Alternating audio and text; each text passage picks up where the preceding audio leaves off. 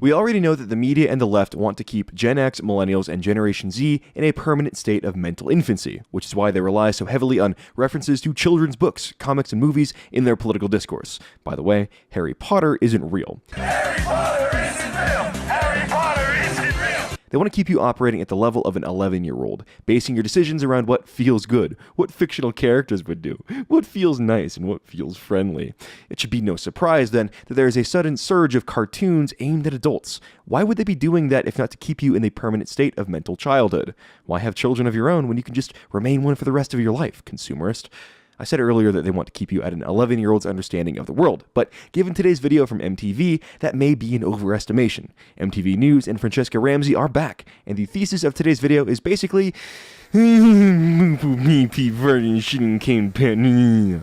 By the way, SPLC, you're free to add that quote to your file as well. This video is supposed to be fun and funny, and I'm going to try to keep it light, but before we do, there's a very serious story I want to touch on briefly that I believe dovetails with the MTV video that we're talking about today.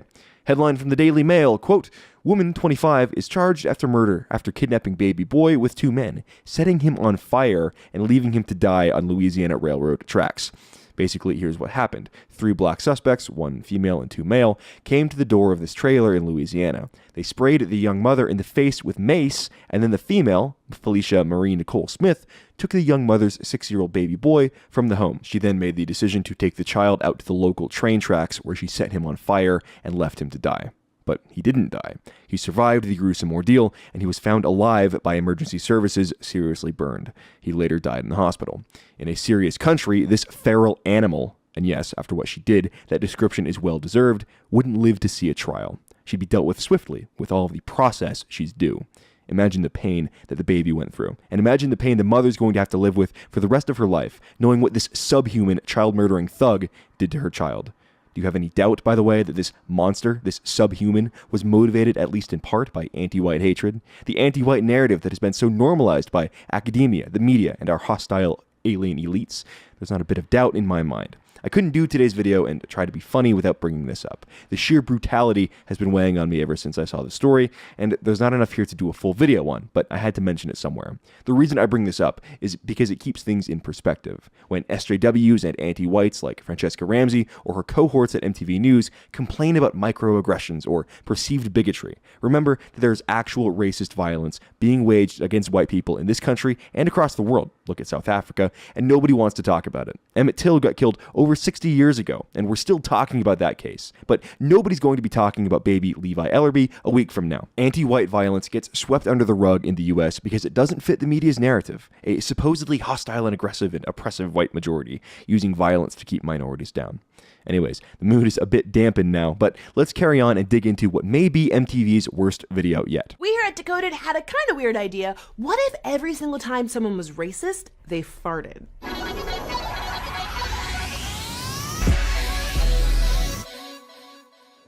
Hey, what's your name? Cindy. Wow, that's so exotic. What part of Asia is that from? From Texas. Ah, namaste. We just started this, and this is already the worst thing I've ever seen. Cindy is literally one of the most American names there is, and there is literally no one that would ask and assume it's a name from Asia. Now, if he had asked her what part of Asia her parents are from or her family's from, that actually wouldn't be racist. That's a totally valid question that seeks to learn more about someone's past and heritage. Hey, are you the super? Oh, well, I thought because you were Latino and... What does this even mean? The super? Either I'm going deaf or turning into a boomer that doesn't understand this hip kid slang, but I don't get it. And I'm beginning to notice a trend here. All of these so-called racists that are, at this point, just people asking fairly innocuous questions are white guys. Because as we all know, only white people can be racist, right? That's according to SJWs and the left anyways. Let's keep watching. Steve's into you? Oh. I didn't mean it like that. It just... Ooh, Trump sign.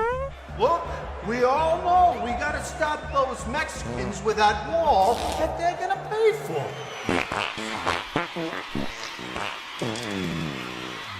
God, God, this is going from bad to so much worse. If that white girl and the black girl are friends, have mutual friends, and are talking about relationships, do you really think she's a racist? It's sort of hard to be a racist and be friends with people of the group you are supposedly racist against. And wow, such brave and original commentary, insinuating that Trump and all of his dummy supporters are poo-poo head white racists.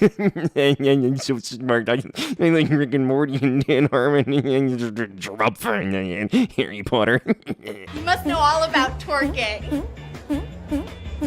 Am I doing it right? Aha, there we go. There's our mystical Asian racist. And no, I'm not talking about Hank Yu. But if Cindy there is in fact a racist, doesn't that sort of complicate the whole leftist meme that only white people can be racist? Or are Asians now considered white people? The left really needs to get their act together and determine who is and whomst isn't a person of color. Oh, no. I voted for Obama twice. I think it was the cab driver. You know how they are. I would love to have more diversity in the workplace. It's just impossible to find qualified candidates. Now that is interesting. Even white people that go along with the idea that diversity is good and we need diversity, even those white people are still considered racist. Are you getting the theme yet, white people? Picking up what's going on here? You're going to be racist regardless of how many concessions you make or how hard you try not to be. The left will always view you as a racist by virtue of being who you are. At what point do you stop fighting it and just decide that their name-calling and their moral shaming won't bother you anymore? I just keep thinking these thoughts and I can't stop. I don't know, like maybe change your diet or something? You know who should play Michael Jackson? A white British guy. Oh, great idea. I mean, by the end of his life, he was basically white. Yeah. If you're white and you think about things, you have thoughts, or suggest anatomically correct casting, you're a racist now too. At this point, it's not even a question of will they call a white person racist, because we know they will. The question is, what is the most mundane, inoffensive thing that they will try to insist is in fact racist? Let's keep watching and find out. Man, we've been friends all this time and you didn't tell me this? How could you do something like that? Okay, really good. Let's do it again, and this time, get it with your accent. Just like how you normally talk, just be natural. We really like you. We just don't think you're Kappa Omegatron material. Oh no, we don't do that. We do not fart. Let's do that sketch again, but with a white girl applying to one of the hundreds of all-black sororities. No, but I'm sure when she gets denied, it won't be racism. It'll be cultural authenticity, which is apparently something you only have a right to have in America if you aren't a white person.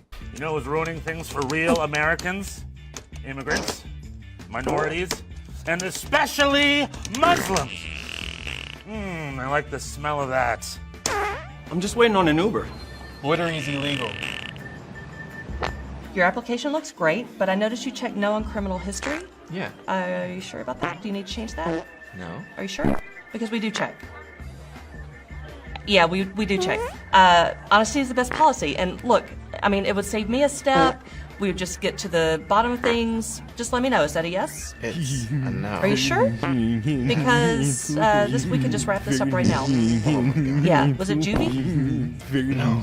Were you in the clink? What did you eat? Things that have never happened in real life. Of course, if anybody at MTV had ever worked a real job, they would know that. But I suppose the hiring process to be a D-list actor for MTV isn't exactly what 99% of working people go through.